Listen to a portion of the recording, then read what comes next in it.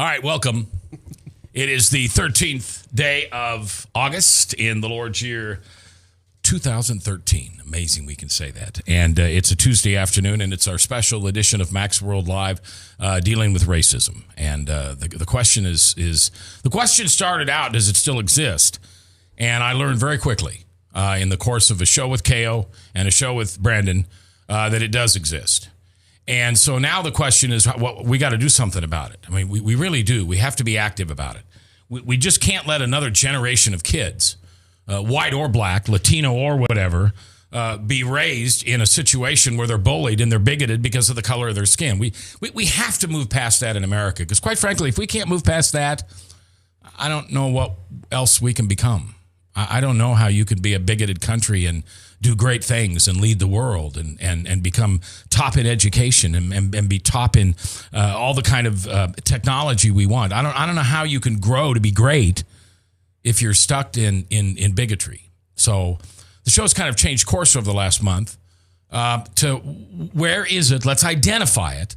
And rather than just setting it on the shelf, let's one by one, let's pick apart. I mean, how do you eat an elephant? One bite at a time. You don't look at the elephant and say, I can't do that. You just say, I got a plan, one bite at a time. And if one bite is one bite a day, or one bite a show, or one bite a week, and there's 100 weeks, 100 bites, well, then we got 2 years. And we'll bite this in the butt.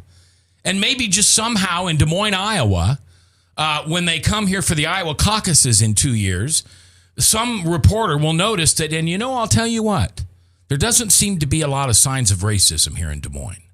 Maybe this is the foundation of what all American cities should do when it comes to eliminating or at least combating racism at its highest level. So that's where we're at today. Tina Haas Findlay in the house along with Brendan Findlay. It's Brandon. Yes. All right. I'm sorry. Brandon Findlay. And also James Robinson, a friend of mine. I had him come in. He's got a very interesting take on racism. And I've asked him to share it, and he said he will. So you're not nervous, are you? No, not at all. I've never seen you nervous to talk. No, not You usually just spill it out. And we're hopefully going to have one more of your guys. Our friend, hopefully Mr. Kerwin Dobbins will be in, yes. It's kind of hard sometimes downtown to get parked and situated and all that. As we were reminded of just today. So from our last show 3 weeks ago, what's the feedback you've gotten? It was interesting to hear friends who watched it live, who weren't able to stream it live at work, but watched the video uplink.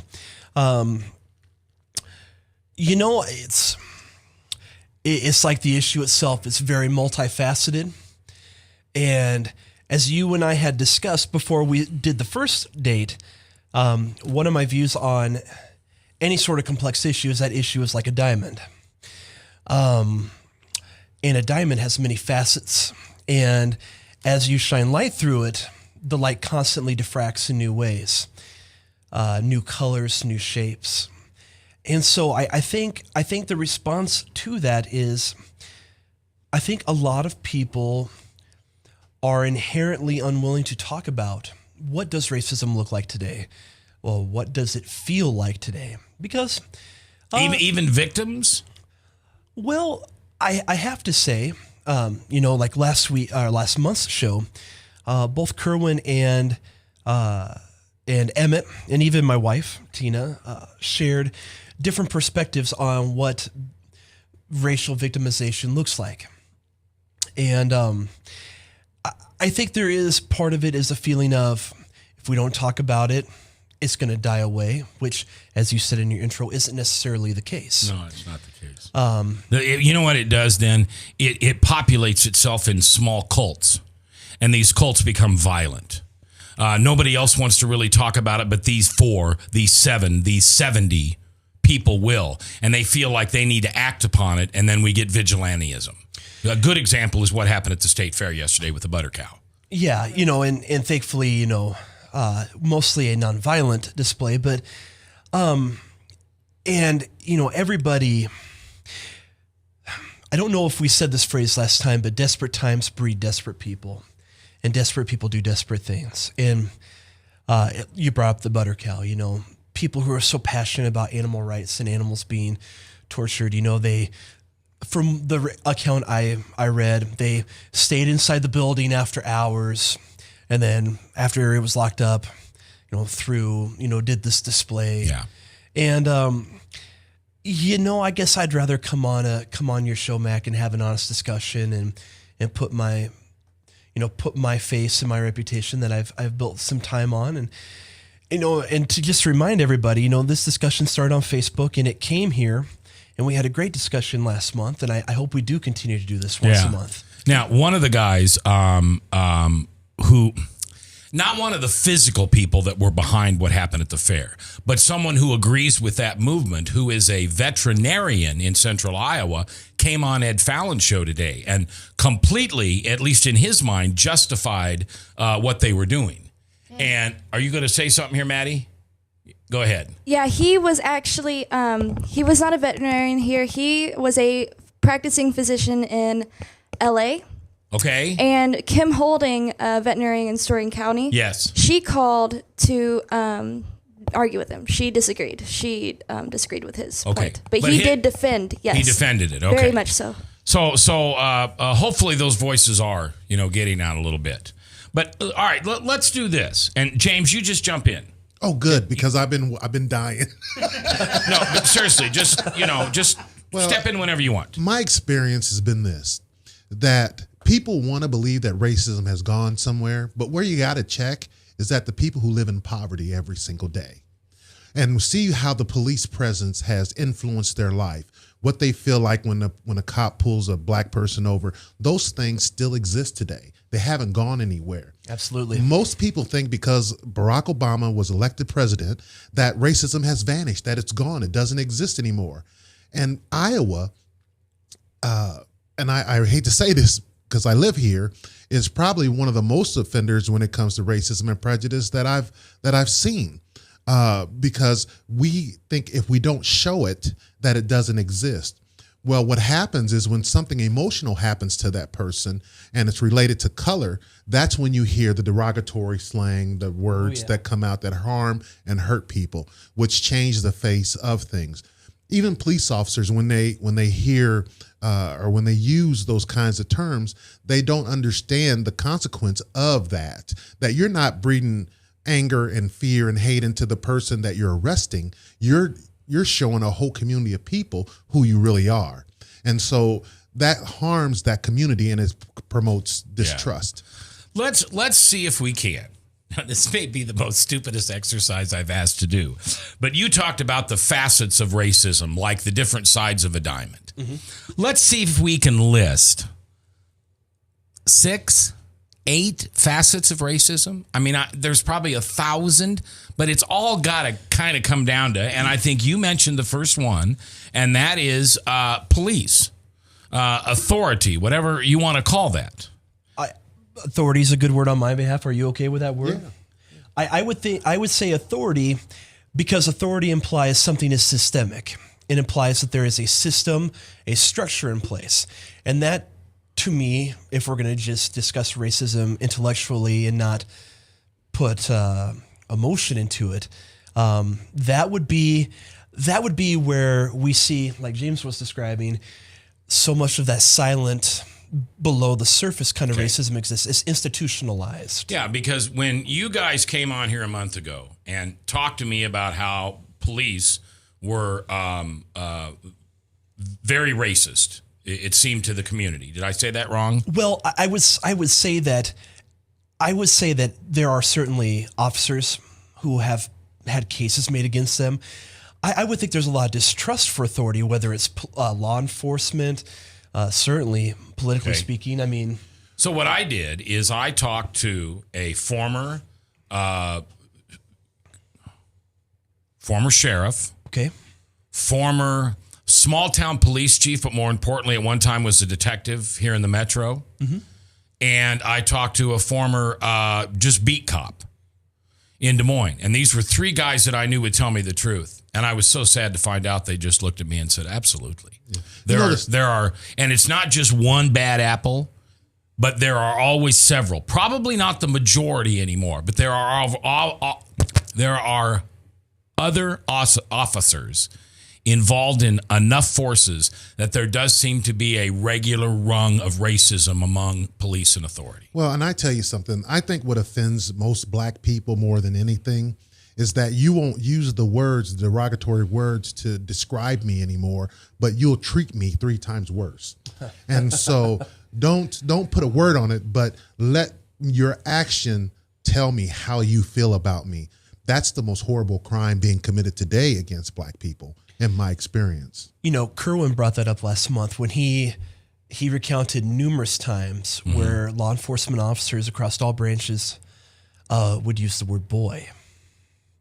And that's a word that it, as you were saying, it was boy, you know, hey, you know, what's the problem with that? But No, it isn't there's a how problem with that. It isn't how it's offered. That's right. And, you know, even, you know, I'm 32, white, grew up in Bondurant, a nice, beautiful little suburb of the east side of the metro. And I hate it when someone who's older than me and wants to implicate Right. a sense of authority. It's Yeah. like, you call me- Intimidate. Yeah, and that's what it's about. Hey, It's boy, like, come here. yeah, like, tell you what, all 300 pounds of me are going to come over here. Yeah. You know what I mean? Yeah. And so, again, that does come back to that institutionalized. I want to ask you a question, James. The thing about police that, kind of like what Mac was saying, it's not all bad cops, but do you think that thick blue line plays a big part of that too, where a good cop sees 2 other cops doing something, and it's the fact that that cop won't ever say anything about it or make a stand? Maybe not never, but it's very hesitant to do that. Well, I think it's rookies that come in on the new and they're excited about doing police work. And when they're new like that, they're very aggressive with people when they arrest, especially in the African-American community. For instance, a couple years ago, I was working with a guy who was trying to get sober. And he went out, as they do, and police officers, his girlfriend called the police, and we had to go over to the homes of Oak Ridge because that's where she said he hung out. Well, we saw a car that was similar to her car, but we thought it was hers, so she called 911, and so happened as we were on the phone, a cop car drove by. Well, they flagged the kid down, and he jumps out of the car and takes off running. He doesn't know why he's running. Well, he runs by me, and I tackle him I bump him with my shoulder, which gives the officers a chance to grab him. Once they grab him, they were so aggressive, I called the police station and complained about their treatment of him. He had drugs on him. That's why he was running, not because, and he did not put up a fight other than to try to get away so he didn't go to jail for the drugs. But their treatment, they were 2 young officers. It made me sad and sorry that I interfered. I should have let him go. He would have fared better off, I thought.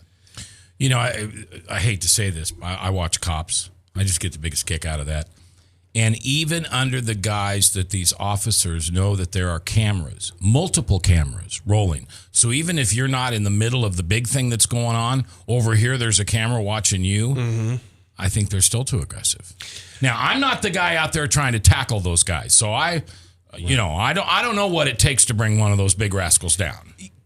Go ahead. Well, another shame too, since we're talking about that, is I watch A&E, and they do a show called The First 48. And one of the things that I just absolutely despise about that show is that they are in poverty-stricken neighborhoods doing this show of the first 48s of a murder, and it's almost always African-American people. Almost always African-American people. And how often is it black on black crime that you see on that show? 95, 96%. Very rarely is it anything else. anything else. Now, if I may interject, this is a perfect viewpoint to another point I would put on there, is the entertainment industry breeds because, for instance, as he was pointing out, you said what, 95, 96% you think is black on black crime. That doesn't hold up when you look at highly integrated neighborhoods. It's not 96% black on black crime. And so our entertainment industry. Now, can I add fairly entertainment/news? I think news is separate of entertainment. You do? I All hope right. to God journalism is independent of entertainment. All right. And my friends who work for the Des Moines Register, you owe me lunch. Thank you. But yeah, and that's a good point. And I say that's definitely the next place to go. But would you say, whether it's cultural interpretations of hip hop or whatever, would you say the entertainment industry has an interest in showing black on black violence, things of that nature? Compared to what black people live on a daily basis, I would have to say no. Okay.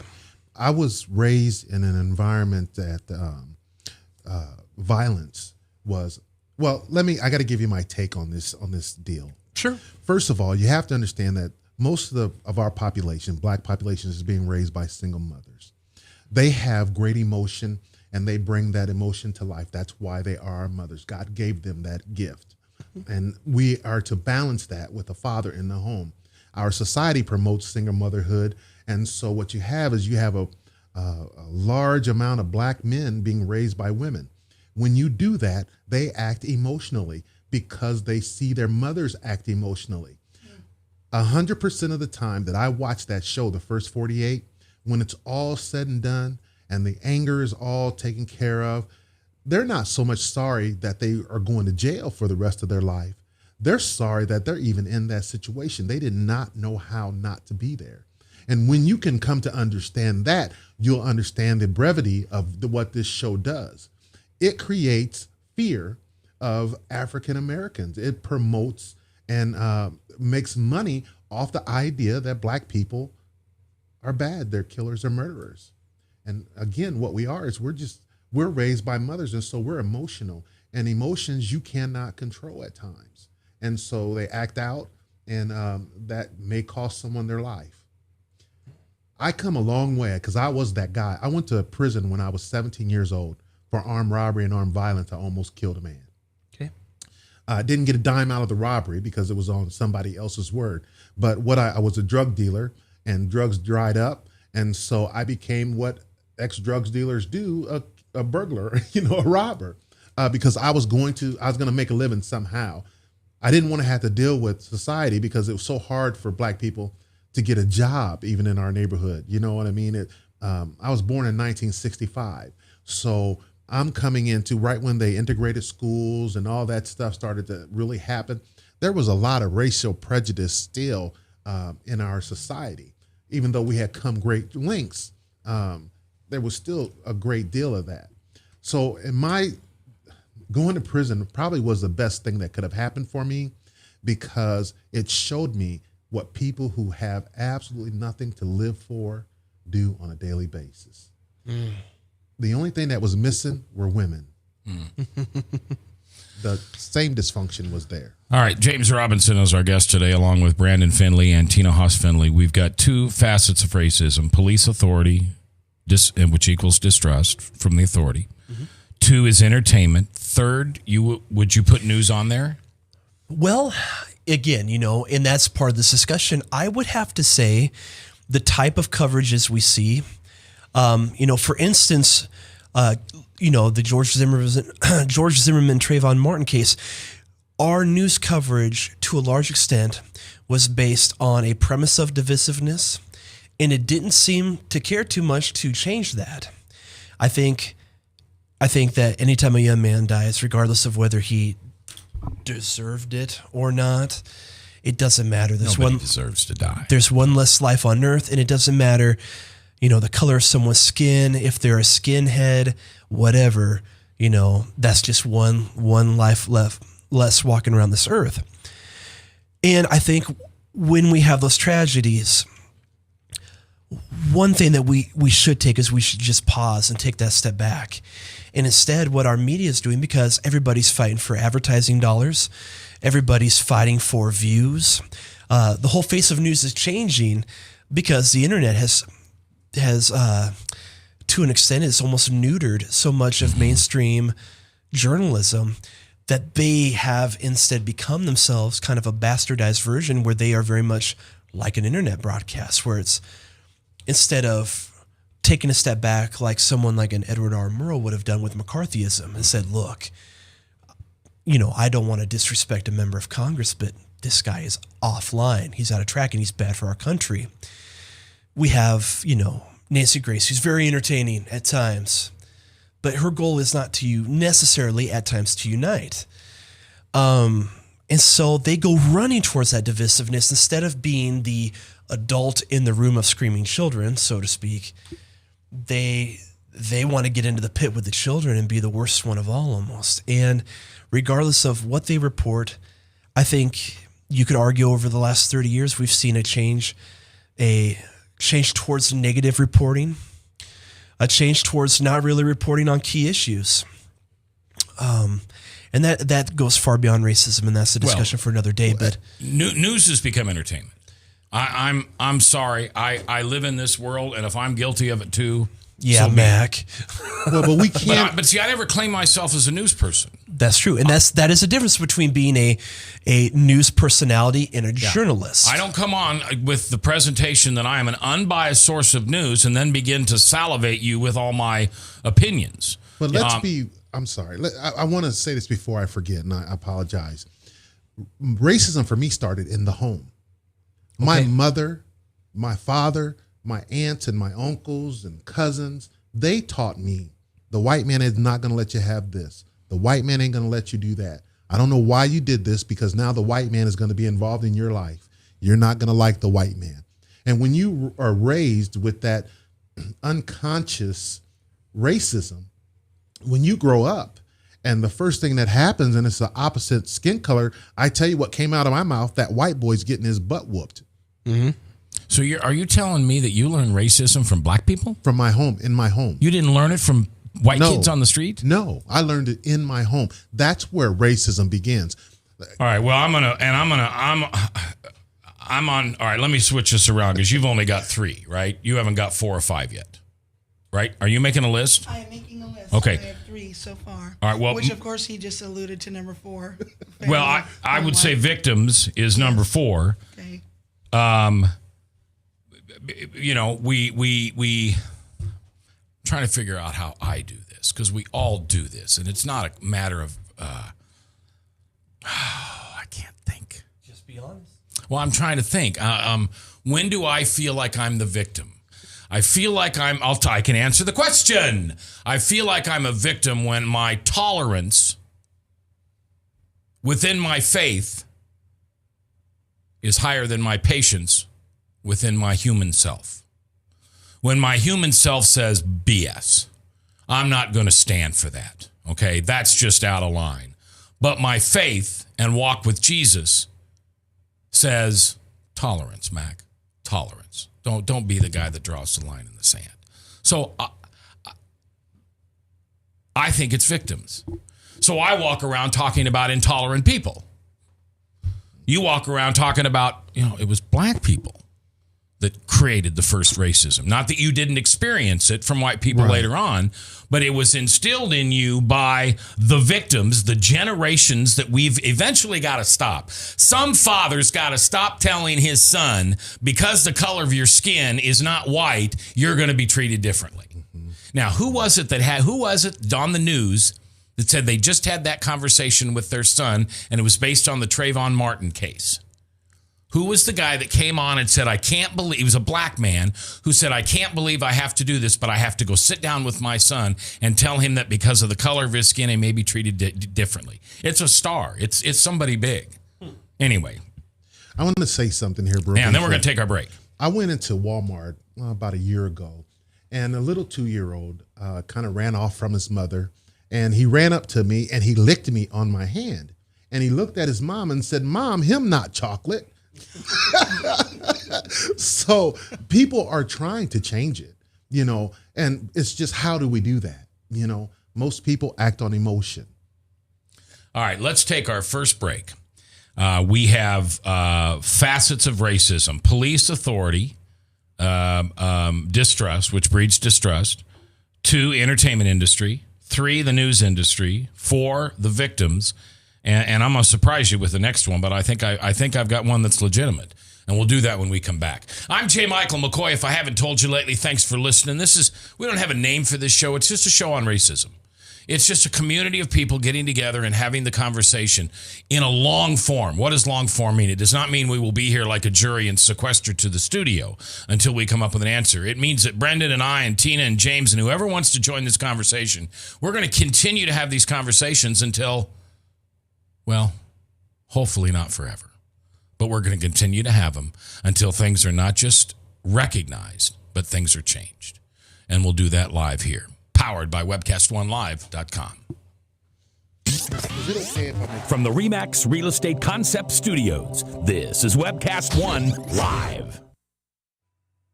Drug and alcohol addiction slowly steals a person's identity, tearing away pieces of their life little by little until one day it seems like the hope of a happy future is gone and there's no chance of getting it back.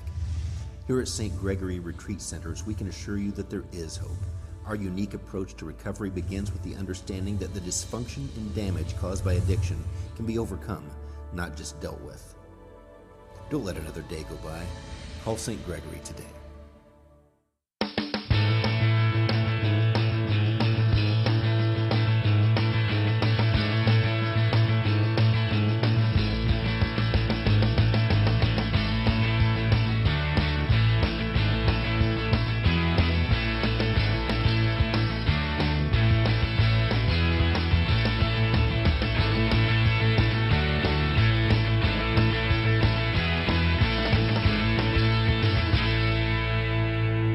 I'm Brian Leach, owner and general manager of Service Legends. I brought along a couple of the home comfort heroes. Hi, I'm Tammy Wells. I am Nick Wondershad. I am administrative manager I am the senior technician from Service Legends. It seems like every good thing, when you feel it to the bone that it's good, there's a lot of hard work put behind it. I don't think that you can fake it and have it turn out good. You know, if we seem like, okay, that's just weird, it's just a furnace, why would you believe so deeply in a furnace? It's not just that, you know, we want to show the world that you can have good service. Yeah, I mean, it's got to be, it's your home. You know, it's built into our daily trainings, it's built into our culture, that we're gonna do whatever it takes to have each client say they love us, period. That's why we spend all the hours in the training that we do. And if we guarantee it's gonna be a good experience for you, or else it's free, what type of work do you think we're gonna do? There is a guarantee. Temperature selection guarantee, fixed right or it's free guarantee, comfort guarantee, best value guarantee. All of these guarantees hold us accountable to ensuring that we exceed your expectations. And if for whatever reason we'd fail and we can't make it right, we guarantee all of those guarantees with a 100% money back guarantee. I mean, if you don't think that your technician can fix it right, are you gonna say that to a client? No. You don't have to worry about having a technician come to your house. We drug test, background check all of our team members. We put safe people in your home. Each and every one of our service techs, 400 hours a year in training. You tell it the minute they walk in the door. They know what they're doing, they've done their homework, and they actually truly care about what you want. Because at the end of the day, you're the person that makes sure I have a job. They're gonna be listening. They're gonna wanna know what your challenges are. Then they're gonna come and give you options, and you get to choose. If I'm there to help and I make it easy and painless, I did my job right that day. Well, when it comes to your comfort, safety, and your family, you know, you don't necessarily go buy the most expensive, but you get the most bang for your buck. Oh, it's worth it, because there's a lot of people that will find a way to get it to work right now and then leave and then come back, charge you again, and the cycle just repeats itself. So when I'm out there looking at the furnace, I want to find why it failed today. How can we change the part today with something that you're not going to have to worry about? Is it worth changing the part today? I mean, you can put a lot of money into a furnace. I can fix parts all day. There's good job security in that for me, but is it the right thing for you? I get a lot of the phone calls of after the technicians are there. They're just in awe. They're like, wow, you guys are great. I mean, I don't even know what to say. You guys are great. Everything you did was perfect. It was great. Keep going though, I like this. Just give us a try. I'm gonna take all the risk. I've got the time to make this right. I've got the support to make it right. Just check us out. And if you don't see the value in what we do, I mean, fixed right or it's free or 100% money back. enough said.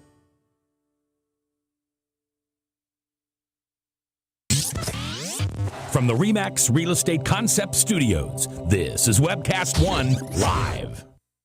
All right, welcome back. It is the 13th day of August, 2013. If for some reason you're watching or listening to the show on a podcast and it's weeks, months, maybe years past, we'd sure like some feedback from you. especially if we're a distance from this show. Our main point today on this show on racism is to try to write down the facets of racism. Try to put a list together. And as I was telling these guys, I don't think there's a door locking on this list. I don't we say, okay, there's no more. But I think by the end of this show today, let's try to have a pretty good list of the area that covers all the areas where racism is promoted. Okay, is that the kind of the right phrase we're looking for? Promoted in this country. James Robinson is here. Your book is Personal Violence, One Man's Story of Real Domestic Abuse. And how can people get it? I actually right now it's just in the publishing process. So we'll have it soon and be able to tell you how to get it. Tina Haas Findlay, one of the most beautiful voices, but won't be singing for us today because she has a summer cold. Sorry, everyone. And Brandon Finley, who's kind of heading this out. This all started with a conversation on Facebook a couple months ago, and we decided to do something about it rather than just exchange barbs. It was, let's talk about it. Let's first of all recognize racism, and let's not just put it on a shelf. Let's recognize it, and then one by one see what we can do to get rid of it, at least in our own community. To the point was that maybe someday Des Moines, Ankeny and Waukee were both recognized yesterday by CNN as two of the top cities in the whole country to raise children. And they happen to be two suburbs, 20 miles apart. I think that says a lot about our metro. Wouldn't it be nice if someday CNN put out a list of the cities that have embarked upon the elimination of racism the best? And there's Des Moines. We're one of the top cities. I think that'd be great. All right, we're making a list. We're checking it twice. We're not going to find out who's naughty and nice. We know that. We've got facets of racism: police authority. 2 is entertainment industry. 3 is news. 4 is victims. Those people that have a worldview of being a victim, and because the color of their skin, because of the way they talk, because of a something that perhaps they can or cannot control in their lives, they decide that they just fit real comfortably in that victim thing. James earlier talked about that he discovered at the age of 20 or 21 that he learned all about racism, not from white people, but from black people. He had never encountered racism from white people. It was his mother and father and brother and sisters and family members who kept telling him to be afraid of whitey, be afraid of whitey. And guess what? Smart guy, grew up being afraid of whitey because you listen to your parents. I want to add the 5th one in, and I'm really curious to see how Tina feels about this. You don't have anything. Hey, take those sharp objects away from her, will you? Because this is going to sound like a real white comment, okay? A right conservative Christian comment. But you cannot deny that Planned Parenthood was founded to decrease the black population, right? 100% right. Okay. Absolutely. Now, the question is that still the case today? I mean, Planned Parenthood could never and could never identify themselves as a racist organization, but yet the primary purpose of that company is to reduce the morality rate of unborn black children. Is that if I'm out of line, just tell me. Don't throw anything at me. I think that I'm not even sure that people involved in Planned Parenthood are even as much aware of that whole aspect of the origins of Planned Parenthood. I think that's something that over time they have strategically played down over the years to the point where now I'm not sure it would really benefit them too much to focus on that whole thing and Margaret Sanger's personal thoughts on eugenics and all that stuff. But yeah, Margaret Sanger, when she started Planned Parenthood, it was public. It was in her speeches. It was not a hidden. Right. She wanted to eliminate black people. Yes. And she thought the best way to all do that. people of color. Mm-hmm. Yeah, she thought the best way to do that was to let girls who had unwanted pregnancies, who were African Americans, we'll come in, we'll abort them for you. Wow.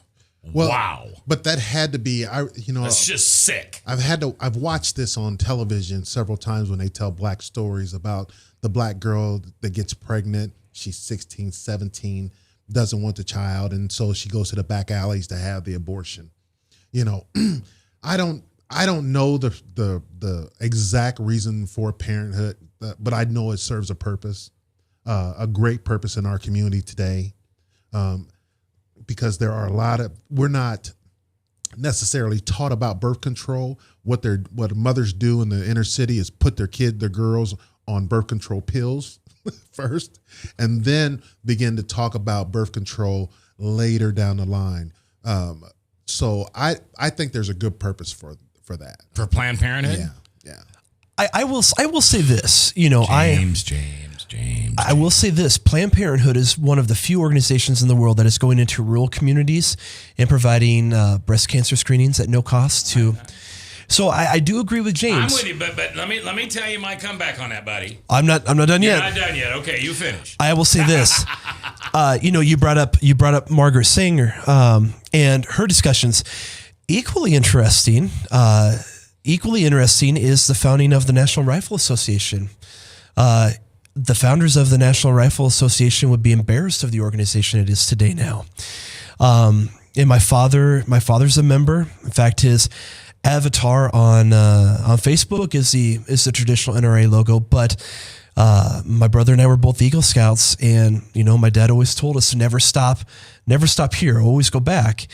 And if you look at a lot of these organizations that have managed to survive, I don't think you're going to go back and see too many organizations that are still living up to the credo of what they were found underneath.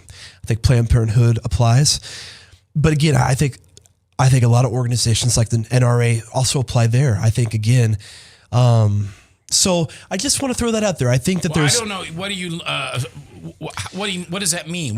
What's their origination? Where I think that they would be most. I think they would look at the very rabid defense of guns at all cost that our modern NRA leadership seems to uphold very strongly. And they were all for responsible ownership. And again, I mean, I don't want to get on this subject. I bring that up because, you know, as someone who grew up around the NRA, the idea of it, it has changed, much like Planned Parenthood has. How has it changed? Well, you got to talk to me like I'm a 6-year-old brother. I'm missing the point. What was it intended for, and what is it now? It was not intended to be a matter of 15. Well, I mean, let's think about it. How old is the NRA, Mac? Do you know? Oh, I know. Off the top of my head, I'd say 100 years approximately. Okay. All right. You know, we didn't have firearm technology back then like we do now. Let's do a whole different show on that. Okay. All right. But I'm just saying, right. I bring that point up, not because of what the NRA has become versus what it is, just as another organization it's tied into the American ethos. But it too has greatly changed from when it began. So now the next facets of racism, I'll let Tina bring it on board, but you're going to have to give me I'm not going to say you have to convince me, but it's kind of like some of the other stuff you guys have taught me. Just give me some information that helps me understand where you're coming from. And so you want me to talk about how I think that education system? Yeah, you think the educational system is something that drives racism here in the country? Without a doubt. Okay, you're going to have to explain that to me. And at all levels. And I base that opinion on my personal experience growing up, as well as in more recent years when I've spent time in the school system at every level doing artistic residencies with all ages of students from kindergarten through high school. And I guess, for instance, here's a story from my childhood, which wasn't that long ago. Black History Month, for instance. I remember that Black History Month would come up, and they'd always just sort of look to me and say, well, it's Black History Month. So, Tina, tell us about it. Well, how would I know anything more than anyone else? And you don't feel that they teach that any better today in 2013? Oh, I would say that it's better than it was, but that's like saying that we've gained well, this is going to be controversial, but I still believe it. And that is, it's like we've gained some inches when there's miles to go. All right, help me to understand, and you jump up a couple miles for me. Okay. Maybe Well, almost to the end. here's to sum it up, I guess, based Okay. on my experience as an artist in more recent years. I think that what I just was about to describe with my personal experience, that would be a part of it that I'd call non-malicious. Okay. Where it's just called, we're not educated enough, we're not equipped enough to really be teaching more about not just African American culture, but all different cultures in a way that is very embracing and very honoring. So it's just an ignorance and lack of equipment factor. All right. But So- then there's also the malicious factor, which I, in recent days, I've seen it over and over, and it's in very.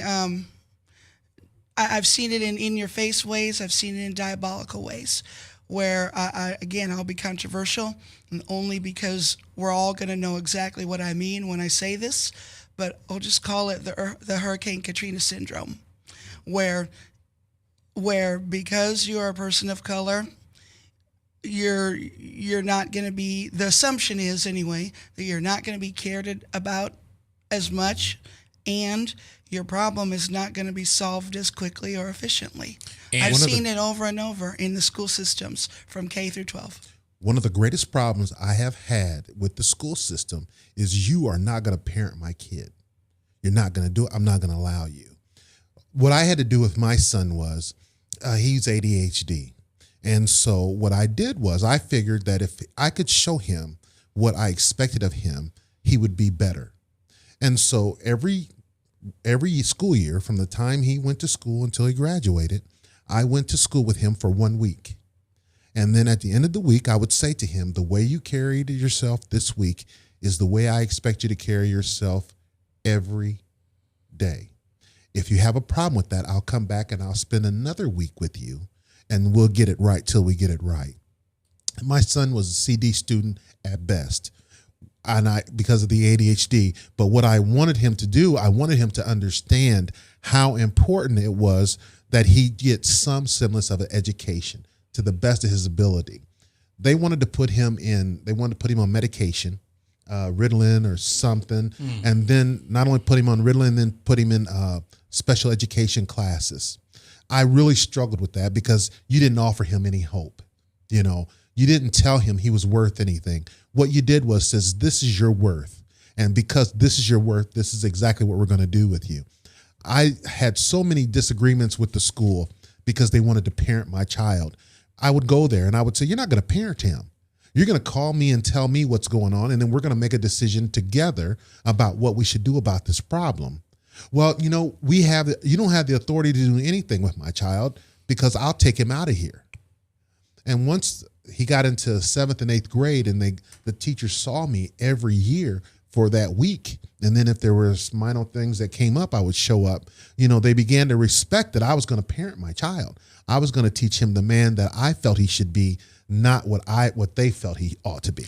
James Robinson is in the studio. That's James. We also have Brandon and Tina Haas-Findlay in as we talk about racism, facets of racism, police and authority, entertainment industry, news, victims, which means you generate. You know what I'm going to do next to victims? I'm going to put generational. Because we are what we are taught. Mm-hmm. After that, Planned Parenthood, 6 is the educational system. Okay, do we have any more off the top of our heads? I'm not closing the list, but I mean... Oh, I was just going to say something else about the educational system. Go ahead. In response to hearing about what you went through with your son. I guess another era of my experience, a third one, would be my experience as a parent, too, with my child being a single parent and kind of experiencing symptoms of kind of that same syndrome of those in educational authority wanting to be the boss and sort of governing from certain stereotypes. I believe that the students get subtly steered and certain sorts of seeds planted based on certain stereotypes, and it's hard because that's where you can't necessarily point to some terrible bad thing, but you can see it in tiny ways, and you can feel it, and it's there. Okay, let me devil's advocate you for just a second. I don't think in the course of a society, having young learning about where they fit, we all know that feeling. I still have it at 54, quite frankly, but I can certainly remember it in junior high school. Where do I fit?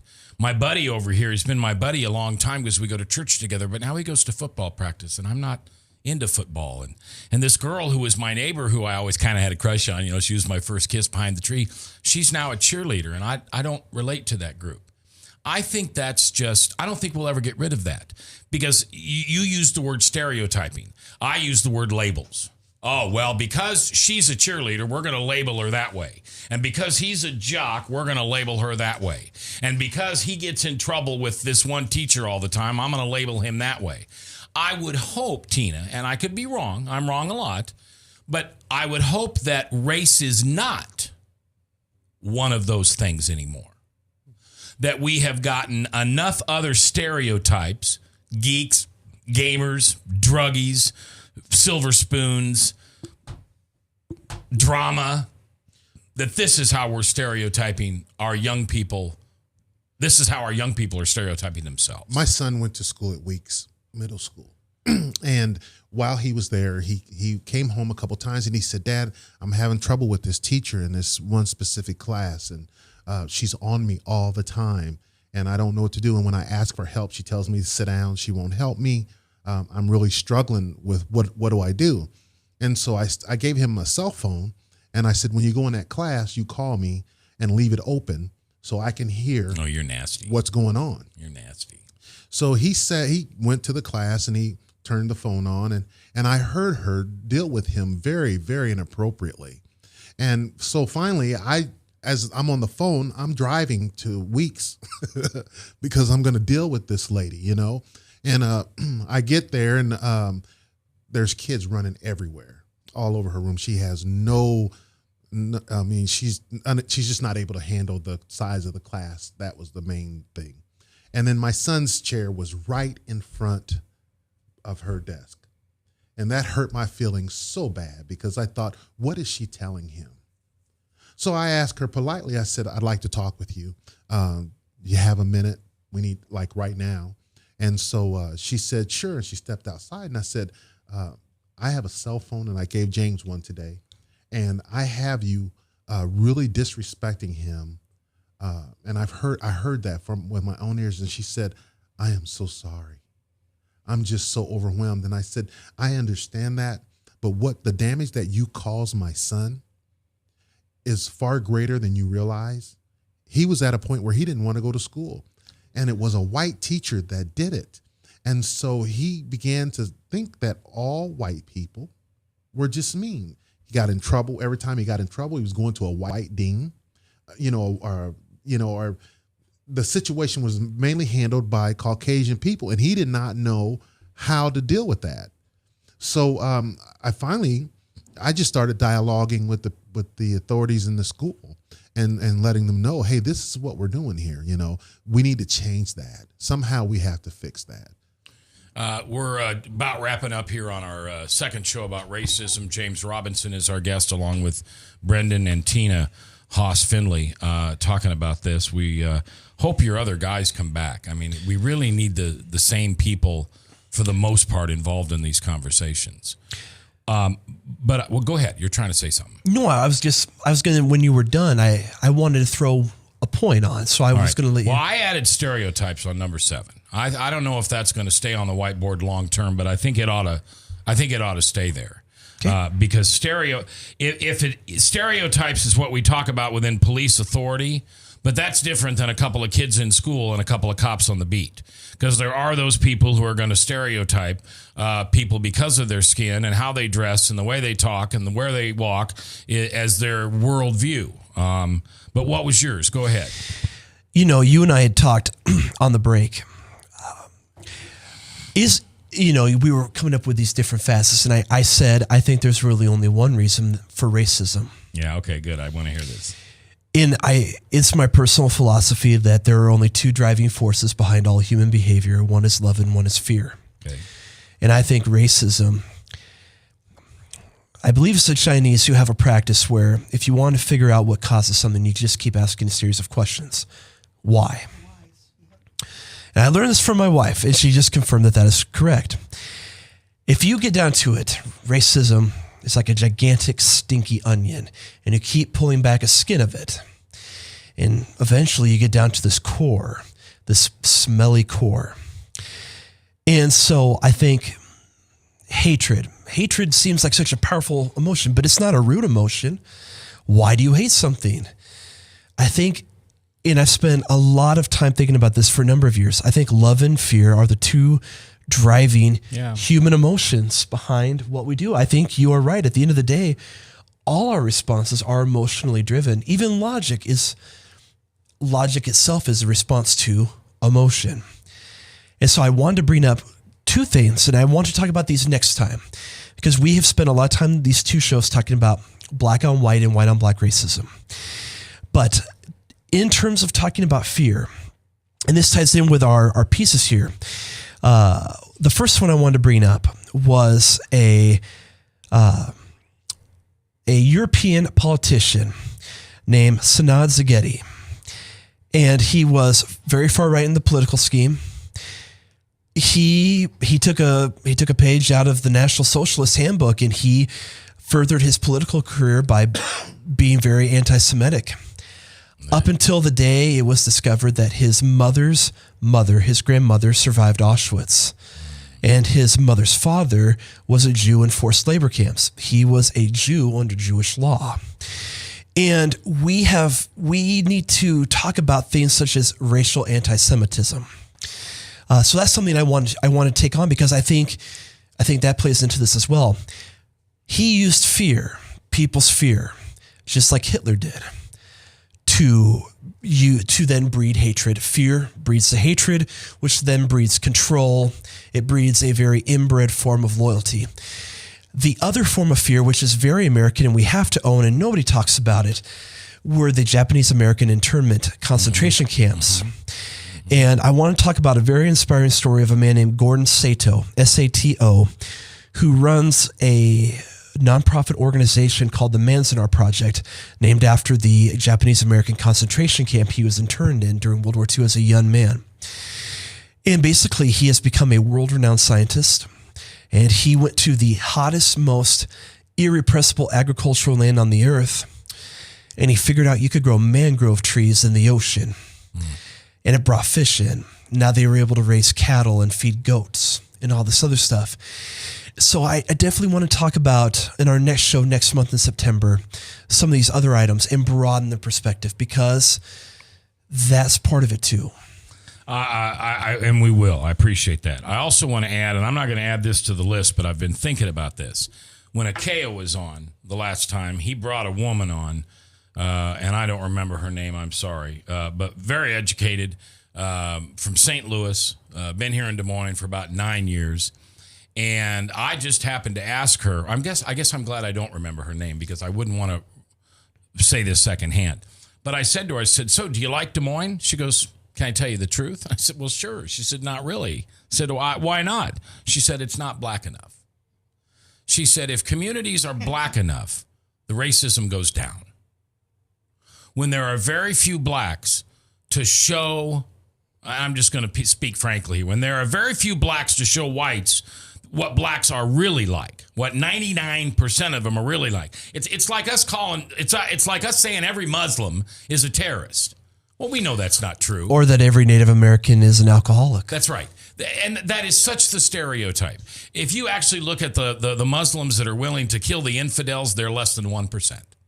Far less, yeah. Yeah, but yet we lump them all together. Well, she said when a community isn't black But Mac, why do we lump them together, Mac?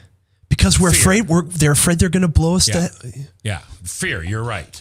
But I will mention one happy exception to that, which comes from my upbringing as being a mixed child in an all-black family, and the only black family in an all-white town. My grandfather was the park commissioner of the city and was a fantastic role model, and a whole generation of people from my town still to this day look back to him, and he was their first impression of a person of color. And our family all has keys to the city because the Rose Garden is named after him in his memory. And even though we were the only black family of the town, my family made a mark, and especially my grandparents. Which Tina, wouldn't that tell you that it's possible for an entire community to be void of racism? Because it could have been the other way. You're the only black family, we just got to get rid of the one. Just treat the one poorly because we're white and they're inferior. But instead, your family was treated not as good, in some cases better, and it had nothing to do with the color of your skin. I wouldn't go that far, but I would say the situation was a lot better. Yeah. You're headed down the right direction, and a lot of people don't realize this. Slavery was after what is called indentured servitude. When the British came over, they would have people, they would give a loan, say your mom or dad needed a loan. That debt, if they died or couldn't pay, would pass on to the child. Yes. And so what would happen is you would have to go clean or paint or do something. And then slavery came about. Africa, that's when slavery started coming about. Most people don't remember that. But I try to, because I want people to know the truth about it. Indentured servitude. They owed a debt, and the only way they could pay the debt off was to work it off. And then that's when slavery comes about. Yeah. Now, I want to finish it, though. So someone said, I don't want to do that work because my grandfather owed it. I'll get a black man who I own because slavery is legal, and he'll do the indentured. When they went to Africa and brought these people back, right, they had no idea what to expect. And so somehow they gave them menial jobs, didn't pay them anything or very little. But what happened is someone said, well, I'll own him. Yeah. And then we have the beginning of slavery. Yeah. Our forefathers are obviously great people, but I'll never, ever, ever fathom how they ever could put a number of 5/8.